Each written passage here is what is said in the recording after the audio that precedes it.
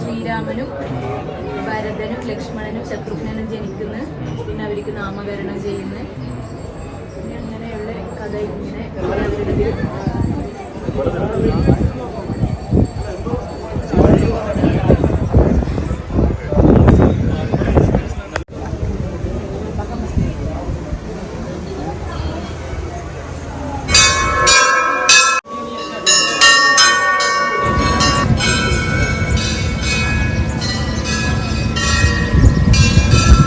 സുനിയേട്ടാ, ഒരുപാട് പേർക്ക് സഹായത്തിന്റെ കൊടയായി മാറുന്ന സുനിയേട്ട കൊണ്ട് നമുക്കൊരു കൊട പിടിച്ചു സുനിയേട്ട.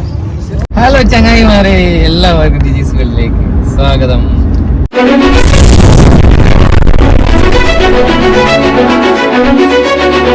നമ്മളിന്ന് കുറേ വിശിഷ്ട വ്യക്തികളെ കൂടിയാണ് കേട്ടാ. നമുക്ക് പ്രധാനപ്പെട്ട കുറെ ആൾക്കാരുണ്ട്. ഇതാണ് സുനിയേട്ടൻ. സുനിയേട്ടനെ പറ്റി കുറച്ചൊന്നും പറഞ്ഞാലൊന്നും തീരൂല അല്ല സുനിയേട്ടാ? ഒരു 4 എപ്പിസോഡ് ആക്കേണ്ട കഥയുണ്ട്. ഒരു ആരും അറിയപ്പെടാതെ ഒരു സോഷ്യൽ വർക്കറാണ് അല്ലേ. ഒരുപാട് ആൾക്കാർക്ക് ഒരുപാട് ഉപകാരം ചെയ്തിട്ടുണ്ട് കേട്ടാ. അതൊന്നും ഇപ്പം പറഞ്ഞ തീരില്ല, അത് നമുക്ക് പിന്നെ പറയാം. പിന്നെ ബേക്കില് വേറെ വിശിഷ്ട വ്യക്തികൾ ഇരിക്കുന്നുണ്ട്. നമ്മളെ അനിയാട്ടെ സുനില, വേറൊരാളുണ്ടല്ലോ കാണുന്നുണ്ട്. നിങ്ങള് നടത്താനാട്ടാ. എന്നാ പറയാനല്ലേ, നിങ്ങൾ മുന്നേ പോയതല്ലേ അനിയാട്ടാ? എന്തെങ്കിലും അനുഭവം പറ, ഓർമ്മയുള്ളത്. തുടങ്ങിയ സമയത്താണ് നമ്മൾ പോയത്, പിന്നെ കൊറേ ആയി പോയിട്ട്. അന്നേരം പോയൊന്നും ഓർമ്മയൊന്നുമില്ല. പറയാ ഓർമ്മകള് നല്ല ഓർമ്മകളുണ്ട്. നമ്മളന്ന് ഒരു ബസ്സിൽ കൊറേ ആൾക്കാർ ചേർന്ന് അങ്ങനെ പോയതാ. നല്ലൊരു ഓർമ്മയാണ്. അർപ്പനൊക്കെ എന്തെങ്കിലും ഓർമ്മയുണ്ടോ? അടിപൊളി അമ്പലാണ് നമ്മുടെ അഭിമാനം. ഒരിക്കെങ്കിലും പോയി കാണണം എന്നാണ് പറയുന്നത് കേട്ടോ. ആദ്യം തന്നെ വേറൊരു കാര്യം പറയാൻ മറന്നുപോയി. എല്ലാവർക്കും ഈദ് മുബാറക് കേട്ടോ. ഇത് കഴിഞ്ഞിട്ടായിരിക്കും ഈ വീഡിയോ കാണാൻ വന്നാലും ഇരിക്കട്ടെ അല്ലേ. പിന്നെ വേറൊരു പ്രധാനപ്പെട്ട കാര്യം പറയാനുണ്ട്. കാരണം ഇതൊരു മുസ്ലിം രാഷ്ട്രമാണ്. അവിടെയാണ് നമ്മളെ ഇത്രയും വലിയൊരു അമ്പലം പണി കഴിപ്പിച്ചിട്ടില്ലേ. അത് വേറെ എവിടെയെങ്കിലും ആണെങ്കിൽ ചിലപ്പോ അങ്ങനെ സാധിക്കുമെന്ന് നമുക്ക് പറയാൻ പറ്റൂല. ഭരണാധികാരിയൊക്കെ വലിയൊരു സൈലോട്ട്. അത് ഈ അമ്പലത്തിന്റെ ഇത് കൊണ്ട് മാത്രല്ല കേട്ടാ അല്ലേ ചേട്ടാ.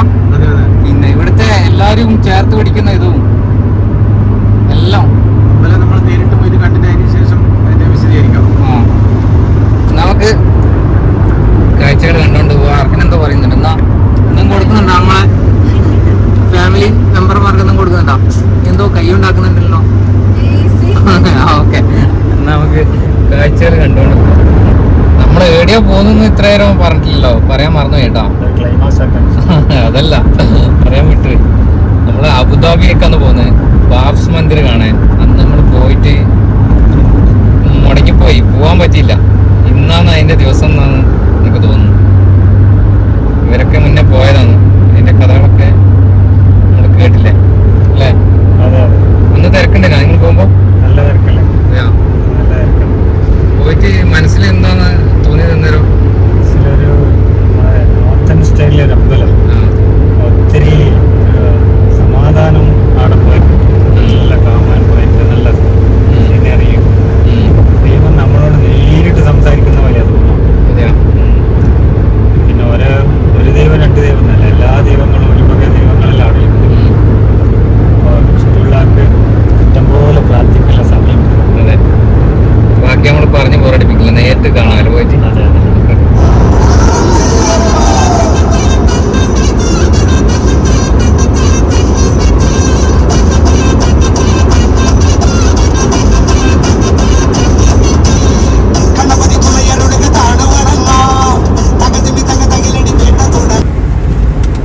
ചങ്ങായിമാരെ, അമ്പലത്തിന്റെ അടുത്തെത്താനായി കേട്ടോ. നമ്മള് കുറച്ചുകൂടെ പോണം. കാണുമ്പോ അടുത്ത് തോന്നിയിട്ട് കാര്യമില്ല, ഓടാനുണ്ട്. അമ്പലത്തിന്റെ അടുത്തെത്തി. BAPS Mandir.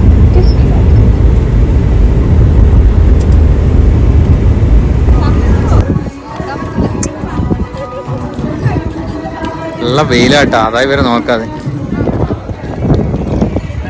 Registration your visit.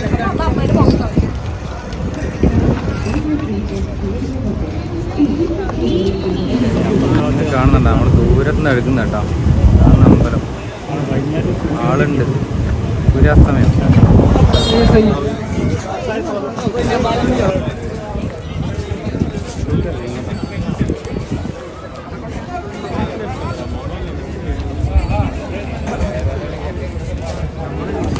ഇപ്പം കാണുമ്പോ നിങ്ങൾ വിചാരിക്കും ഇവരെ മംഗലം കഴിഞ്ഞിട്ട് വരുന്നതാണ്. കൊടയുണ്ട് കേട്ടാ. സുനിയേട്ടനും ആരുമില്ല, എനക്കും ആരുമില്ല, അർഹനക്കും ആരുമില്ല അല്ലേ? വെയിൽ കൊള്ളുന്നിട്ടാ സുനിയേട്ടാ. ഒരുപാട് പേർക്ക് സഹായത്തിന്റെ കൊടയായി മാറുന്ന സുനിയേട്ടൻ കൊണ്ട് നമുക്കും ഒരു കൊട പിടിച്ചു സുനിയേട്ടൻ.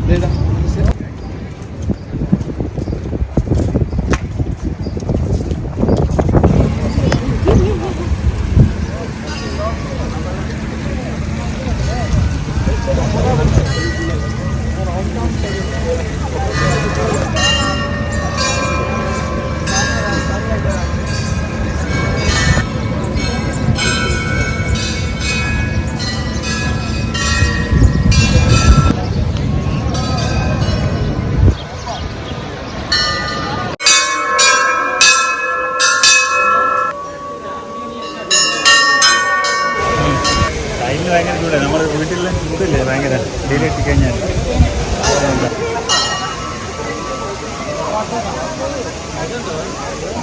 ഒരു പ്രകാശം കൊണ്ട് കാണില്ല.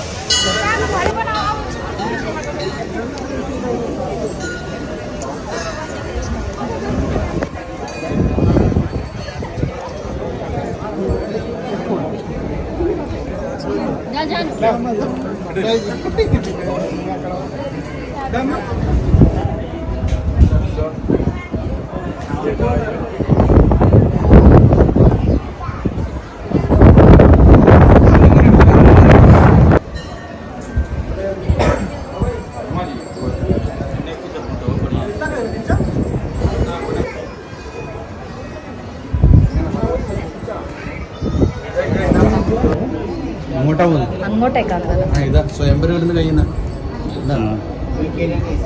അല്ല, സ്വയംവരം ലാസ്റ്റ് അല്ലേ സ്വയംവരം ലാസ്റ്റ്. ആരെയാ സ്വയംവരം നടക്കില്ല? എന്റെ സ്വയംവരം എപ്പോ കഴിയാണ്? ഞാൻ ആലോചിക്കും. പറ, കഥ പറ, എന്നാണ് സംഭവം? പറ, നിങ്ങൾ ഓടല്ല. ഇത് രാമായണ കഥയാണ് ഇവിടെ പ്രദർശിപ്പിച്ചിട്ടുള്ളത്. രാമായണ കഥ. അതില് വില്ല് കൊലച്ചിട്ട് പിന്നെ ഇങ്ങനെ സീതാദേവിനെ കല്യാണം കഴിക്കുന്നത് ജനനം മുതൽ അവിടെ ഉണ്ട്. ഉണ്ട് കാണാൻ. അത് കാണിക്കും, ഇത് ഇത് മുതൽ തുടങ്ങുന്നുണ്ട് കേട്ടോ കഥ. വാൽമീകി മഹർഷിയാണ് രാമായണം രചിച്ചത്. അപ്പൊ അത് മുതൽ ഇവിടെ കാണിക്കുന്നുണ്ട്. വാൽമീകി മഹർഷി രാമായണം രചിക്കുന്നു. പിന്നെ അയോധ്യയെ കുറിച്ച് അതിൽ പറയുന്നുണ്ട്. അങ്ങനെ അയോധ്യയിലെ കഥയാണ് രാമായണം എന്ന് പറയുന്നത്. പിന്നെ പുത്രകാമേഷ്ടി യാഗം നടത്തിയതിന് ശേഷമാണ് ദശരഥ മഹാരാജാവിന് 4 പുത്രന്മാരുണ്ടാവുന്നത്. പിന്നെ അവരെ വിദ്യാഭ്യാസ കാലവും അങ്ങനെയുള്ള കാര്യങ്ങളെല്ലാം ഇവിടെ പിക്ചറൈസ് ചെയ്തിട്ടുണ്ട്. ശ്രീരാമനും ഭരതനും ലക്ഷ്മണനും ശത്രുഘ്നനും ജനിക്കുന്നു. പിന്നെ അവർക്ക് നാമകരണം ചെയ്യുന്നു. പിന്നെ അങ്ങനെയുള്ള കഥ ഇങ്ങനെ. പിന്നെ അവരുടെ വിദ്യാഭ്യാസ കാലമെല്ലാം കഴിഞ്ഞ് പിന്നെ യാഗരക്ഷയ്ക്ക് വേണ്ടി വിശ്വാമിത്ര കൊണ്ടുപോകുന്നുണ്ട് കാട്ടില്. അവിടെ വെച്ച് പിന്നെ മിഥിലാപുരിയിൽ പോകുന്നു. അവിടെ വെച്ച് സീതാദേവിനെ സ്വയംവരത്തിൽ കല്യാണം കഴിക്കുന്നു. പിന്നെ അവിടുന്ന് തിരിച്ച് അയോധ്യയിലേക്കുള്ള യാത്രാമധ്യേ പരശുരാമനുമായി ചെറിയൊരു കലഹം ഉണ്ടാകുന്നുണ്ട്. അതാണ് അവിടെ കാണുന്നത്. അത് കഴിഞ്ഞ് പിന്നെ കൈകേയിക്ക് കരം കൊടുക്കുന്നതും പിന്നെ കാട്ടിൽ പോകുന്നതുമായിട്ടുള്ള കഥകളും.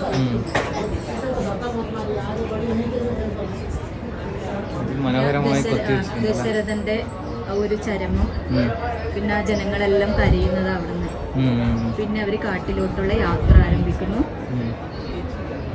പിന്നെ അങ്ങനെ യാത്രാമധ്യേ പഞ്ചവടിയിൽ എത്തിയതിനു ശേഷം സീതാദേവി പൊന്മാനെ കണ്ടിട്ട് മാനിനെ വേണമെന്ന് പറയുന്നു. പിന്നെ മാനിന് ഇത് ചെയ്യാൻ അമ്പെയ്ത് ശ്രീരാമൻ ദൂരെ പോകുന്നു. പിന്നെ അതിനുശേഷം ശബരി ആശ്രമത്തിലെല്ലാം എത്തുന്നുണ്ട്. അങ്ങനെ ഓരോ കഥകളാണ്.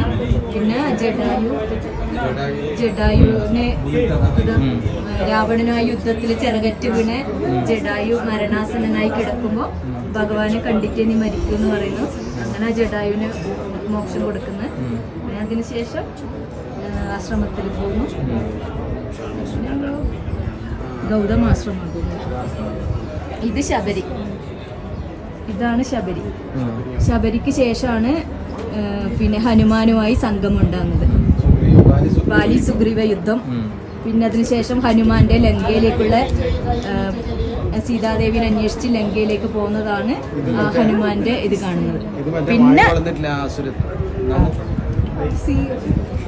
പിന്നെ അതിനുശേഷം ലങ്കേന്റെ ഹനുമാന്റെ ഓരോ ആക്രമണങ്ങൾ ലങ്കയിലേതാണ് ഈ കാണിക്കുന്നത്. അശോകവനിയിൽ സീതാദേവിയുണ്ട്. പിന്നെ ഹനുമാൻ മരങ്ങളെല്ലാം പിഴുത് അങ്ങനെ ഒരു ചെറിയ യുദ്ധം നടത്തുന്നുണ്ട് അവിടെ. അവിടെ നിന്നാണ് പിന്നെ വാലിന് തീ കൊളുത്തി ആ ഒരു രംഗം. ലങ്കാദാനം. അത് കഴിഞ്ഞ് പിന്നെ തിരിച്ചു ചെന്ന് ഭഗവാനോട് പറയുന്നുണ്ട് സീതനെ കണ്ടു എന്നും. അതിനുശേഷം നമ്മുടെ ചിറകെട്ടുന്ന സംഭവമാണിത്, കല്ലിൽ എഴുതിയിട്ടുണ്ട് രാം രാംന്ന്. അതിനുശേഷം പിന്നെ ലങ്കയിലോട്ടുള്ള യാത്ര, പിന്നെ യുദ്ധത്തിന് ആ മരുത്വാമല കൊണ്ടുവരുന്നതാണ് അത്. പിന്നെ യുദ്ധമെല്ലാം കഴിയുന്നു, രാവണനെ കൊല്ലുന്നു, സീതാദേവിനെ അഗ്നിപ്രവേശം ചെയ്യിപ്പിച്ചിട്ടാണ് പിന്നെ ഭഗവാൻ സ്വീകരിക്കുന്നത്. അതാണ് ആ അഗ്നിശുദ്ധി വരുത്തുന്നത്. അതിനുശേഷം ഭഗവാന്റെ രാജഭരണം വിമാനത്തിൽ അയോധ്യയിലേക്ക് പോകുന്നു. അവിടെ വെച്ച് വീണ്ടും വാൽമീകി മഹർഷിയായിട്ടുള്ള കൂടിക്കാഴ്ചയുണ്ട്. അതിനുശേഷം ഭരതനെ കാണാൻ ഹനുമാനെ പറഞ്ഞു വിടുന്നുണ്ട്. ശ്രീരാമനും ലക്ഷ്മണനെല്ലാം തിരിച്ചു വരുന്നുണ്ട് എന്ന് അറിയിക്കാൻ. അപ്പൊ ആ ഹനുമാനും ഭരതനും തമ്മിലുള്ള സംഭാഷണമാണ്. അതിനുശേഷം അയോധ്യ ഫുൾ അലങ്കരിക്കുന്നു. എല്ലാവരും സന്തോഷത്തില് ഭഗവാനെ സ്വീകരിക്കാൻ തയ്യാറായി. അതിനുശേഷം വാദ്യഘോഷങ്ങളെല്ലാം കണ്ട പിന്നെയാണ് ഭഗവാന്റെ പട്ടാഭിഷേകം നടന്നത്. പിന്നെയുണ്ട് കഥകൾ അതിനുശേഷം രാമായണത്തിലുള്ള മുഴുവൻ അങ്ങോളം ഓരോ അശ്വമേധ ലവനും കുശനും അശ്വമേധയാഗം നടത്തുന്നതും അങ്ങനെ എല്ലാ കഥകളും. പിന്നെ മഹാഭാരതം തുടങ്ങി. മഹാഭാരതം അനിയേട്ടെ വിവർത്തിക്കുന്നുണ്ടോ? ധൃതരാഷ്ട്രാലിംഗനം നിങ്ങൾ പറഞ്ഞു തരുന്നുണ്ടോ? എന്തായാലും സുനിലേ, നമ്മളിത് വെറുതെ കണ്ടിട്ട് പോവുകയുള്ളൂ. നീ പറഞ്ഞതുകൊണ്ട് നമ്മളത് അറിഞ്ഞു. അപ്പോൾ ഒരുപാട് സന്തോഷം അല്ല സുനിയേട്ടാ? രാമായണം ഭയങ്കര ഇഷ്ടമുള്ള ഒരു സബ്ജക്റ്റാണ്. അതുകൊണ്ട് രാമായണത്തിൽ ഒട്ടുമിക്ക എല്ലാ കാര്യങ്ങളും അറിയാം. അർഹനെ കേട്ട് പഠിക്കുന്നില്ലേ?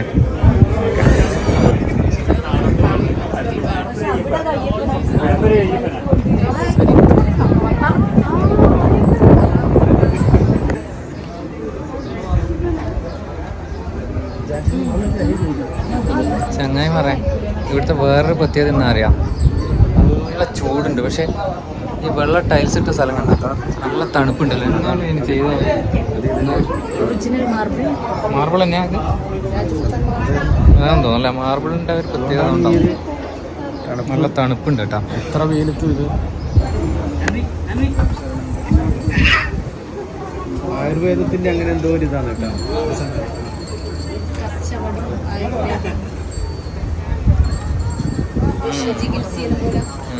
ഇതൊക്കെ ഉണ്ടോ മുതലിയും മറ്റേ ഗരുഡന്റെ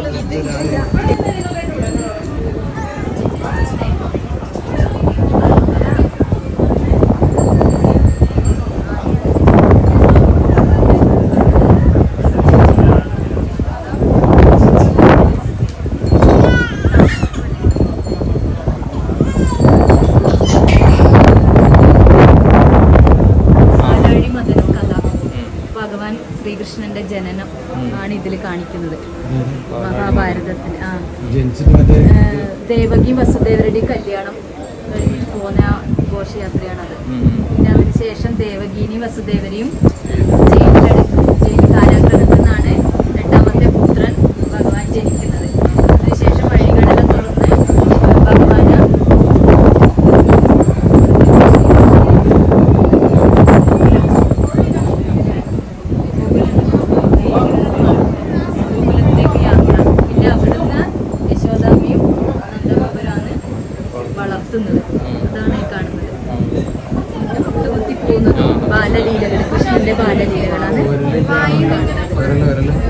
യൂണിവേഴ്സൽ അമ്മക്ക് കാണിച്ചു കൊടുക്കുന്നതും അങ്ങനെ. പിന്നെ അതിനുശേഷം കുറുമ്പ് കൂടി വന്നു ഉരലിൽ കെട്ടി. ഉരലിൽ കെട്ടിയതിന് ശേഷം 2 നളകൂപരും മണിഗ്രീവൻ എന്ന് പറയുന്ന 2 മരങ്ങളായിരുന്നു അവരുണ്ടായത്. അതിന് 2നും ശാപമോക്ഷം കൊടുത്തു. അതിനുശേഷം പിന്നെ സുഹൃത്തുക്കളോട് ബാലന്മാരോടെല്ലാം ചേർന്ന് വനഭോജനം നടത്തുന്നുണ്ട് ഭഗവാൻ. അതിൻ്റെ ഓർമ്മയാണ്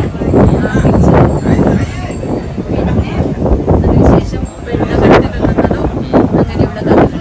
പിന്നെ ഇതാ പുറത്ത് കയറി നിന്ന് മേലെ വെച്ച ഉരുളിന്ന് മുടിയിന്ന് വെണ്ണയിൽ കെട്ടി. പിന്നെ ഓരോ അസുരന്മാരെയും വധിക്കുന്നുണ്ട് ആ കഥകള്. ഇതാ മറ്റേ അങ്ങനെ ഓരോ അസുരന്മാരെ വധിക്കുന്നു. പിന്നെ ഭഗവാന്റെ ഓടക്കുഴൽനാദം എല്ലാവരും ആസ്വദിക്കുന്ന ചിത്രമുണ്ട്. പിന്നെ അതിനുശേഷം കാളിയമർദ്ദനം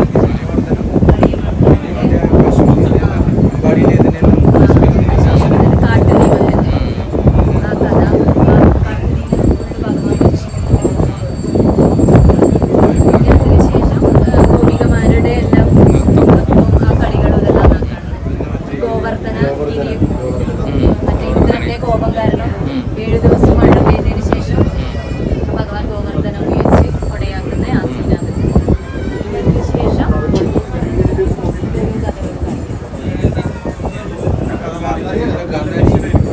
പിന്നെ പാണ്ഡവന്മാരെ കഥ പാഞ്ചാലി വസ്ത്രാക്ഷേപം വന്നു. പിന്നെ അങ്ങോട്ട് കുരുക്ഷേത്ര യുദ്ധത്തിനുണ്ടായ കാരണങ്ങളും യുദ്ധമൊക്കെയാണ് കാണിക്കുന്നത്. പിന്നെ ഭഗവത്ഗീത അർജുനന് ഉപദേശിച്ചു കൊടുത്തിട്ട് ഭഗവാന്റെ വിശ്വരൂപം കാണിച്ചു കൊടുക്കുന്നുണ്ട്. അതാണ് ആ കാണുന്നത് ജനസയ്യത. പിന്നെ പാണ്ഡവന്മാരെ രാജ്യ ഭരണം. ഇവരൊക്കെല്ലാം രാജ്യമെല്ലാം എടുക്കും. അവസാനം എല്ലാവരും തീർത്ഥയാത്ര. അങ്ങനെയാണ് അവർ കൈലാസ പർവ്വതത്തിലേക്ക് യാത്ര വരുന്നത്.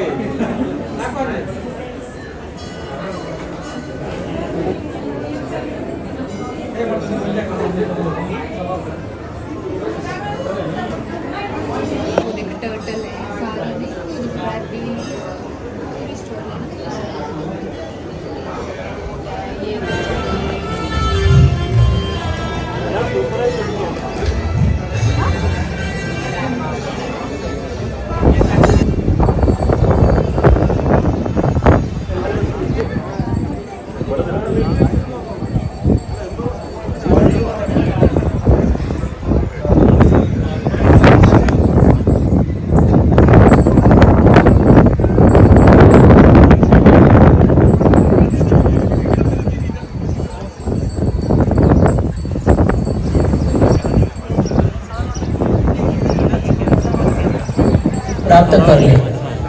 सभी दर्शनार्थी गंगा आरती का लाभ अपने स्थान पर बैठे बैठे ही प्राप्त करेंगे। आरती के लिए जिनके पास एलईडी दिए हैं, for the Ganga Puja to return to their respective places at the ghat. All devotees BAPS Hindu मंदिर अबू धाबी आपकी उपस्थिति एवं सहभागिता के लिए आपका हार्दिक आभार प्रकट करता है।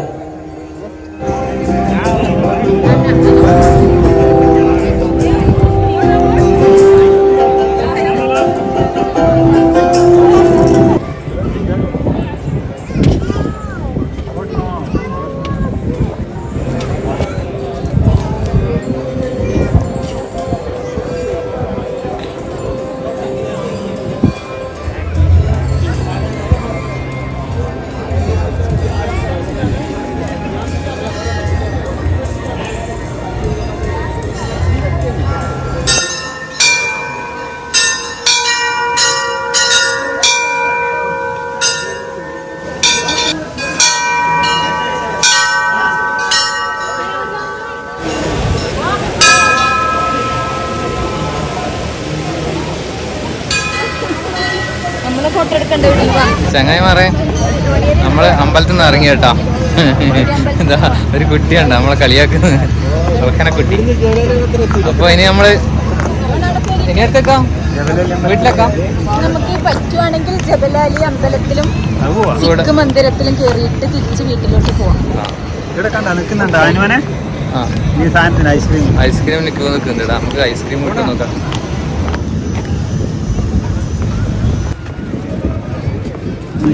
ചങ്ങായിമാരെ നമ്മൾ വരുമ്പോ ഒറ്റ തിരക്കില്ല കേട്ടോ. ഇപ്പൊ നോക്കി ഞങ്ങൾ തിരക്ക് കണ്ടോ, നല്ല തിരക്കായി കണ്ടോ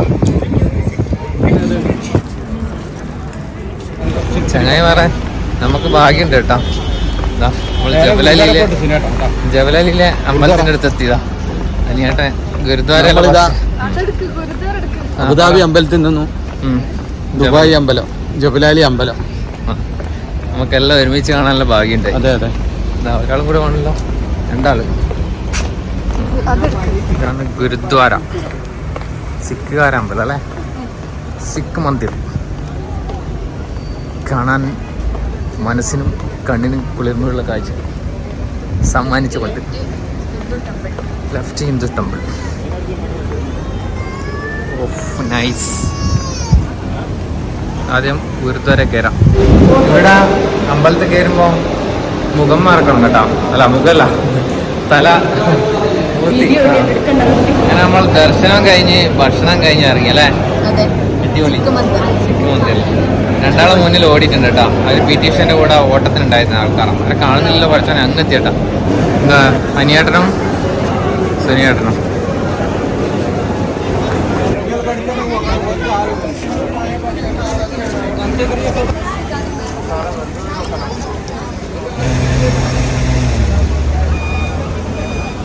ഇതാണ് അമ്പലത്തിന്റെ പുറത്തുനിന്നുള്ള കാഴ്ച കേട്ടോ. എങ്ങനെ പറയാം, ഇതിന്റെ അകത്തുനിന്നൊന്നും ഉപയോഗിക്കാൻ പറ്റില്ല.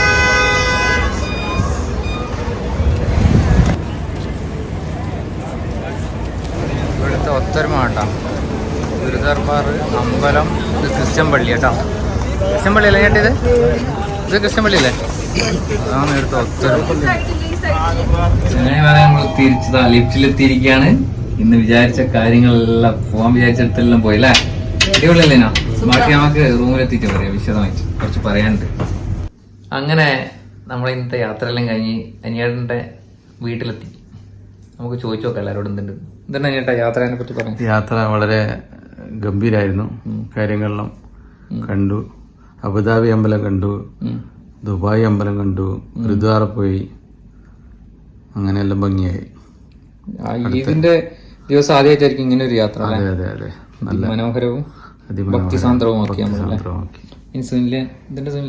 അടിപൊളി, നല്ല അനുഭവം. ഇവരെല്ലാം പണ്ട് പോയിട്ടുണ്ട് കേട്ടാ. പക്ഷെങ്കില് നമ്മളെ കൂടെ ഒരുമിച്ച് പോകുന്നത് ഒരു ആദ്യമായിട്ടാണ്. അടിപൊളി അല്ലേ? സൂപ്പർ, അടിപൊളി. അടിപൊളി പറഞ്ഞാൽ പോരാ, ശരിക്കും വേറെ എന്തെല്ലാം അനുഭവം പറ. പണ്ട് മുന്നേ പോയാലും ഇപ്പം പോയാലും എന്തെങ്കിലും വേറെ എല്ലാ അമ്പലവും ഒരുമിച്ച് കാണാൻ പറ്റിയതിന്റെ അതൊരു പ്രത്യേകത. നമ്മള് ജബലാലി ആണെങ്കിൽ ജബലാലി പോയി വരും, അബുദാബി ആണെങ്കിൽ അവിടെ പോയി വരും. ഫസ്റ്റ് ടൈമാണ് മൂന്നും ഒരുമിച്ച് കണ്ടത് അല്ലേ? അപ്പൊ അതെ അതെ. അടുത്ത സുനിയേട്ടൻ വളരെ ഒരു നല്ലൊരു യാത്രയായിരുന്നു. മനസ്സിനും ശരീരത്തിനും എല്ലാം ഒരു സുഖം തോന്നി. പിന്നെ നമ്മള് ഇങ്ങനെ ഒരു വലിയൊരു യാത്ര തന്നെ. അബുദാബി പോയി തിരിച്ച് ദുബായ് വന്നു, ദുബായ് അമ്പലത്തിലും കയറി. അപ്പോൾ എല്ലാം കൊണ്ടൊരു നല്ല യാത്രയായിരുന്നു. ഒരു തീർത്ഥയാത്ര എന്ന് തന്നെ പറയണത് അത്രയാണ്. അപ്പൊ എനിക്കും വളരെ സന്തോഷമായിട്ടാ. ഞാൻ നാട്ടിലുള്ള സമയത്തായിരുന്നു ഇതിന്റെ ഉദ്ഘാടനം കഴിഞ്ഞത്, അബുദാബി അമ്പലത്തിന്റെ. എന്നേരെ പോണെന്ന് മനസ്സിൽ നല്ല ആഗ്രഹം ഉണ്ടായിരുന്നു. ഇതാണ് എന്നാ ആത്മാർത്ഥമായിട്ട് ആഗ്രഹിച്ചാല് ദൈവം പ്രകൃതി നമ്മളെ കൂടെ ഉണ്ടാകുന്നത് അല്ലേ. അപ്പൊ വരാന്നില്ലല്ലോ പറയാം. സന്തോഷം എല്ലാവർക്കും. അപ്പോ നമ്മളെ വീഡിയോയിൽ ഇഷ്ടപ്പെട്ടാൽ എല്ലാവരും നമ്മൾ സപ്പോർട്ട് ചെയ്യണം കേട്ടോ. എപ്പം പറയുന്ന പോലെ തന്നെ വീണ്ടും അടുത്ത പുതിയ സ്ഥലങ്ങളുമായിട്ട് നമ്മൾ വരാം. എല്ലാവർക്കും ബൈ. നിങ്ങളുടെ സ്വന്തം നിജിയും അനിയേട്ടനും സുനിലിയും അർഹനിയും സുനിയേട്ടനും. അപ്പോൾ ഒരിക്കൽ കൂടി ബൈ.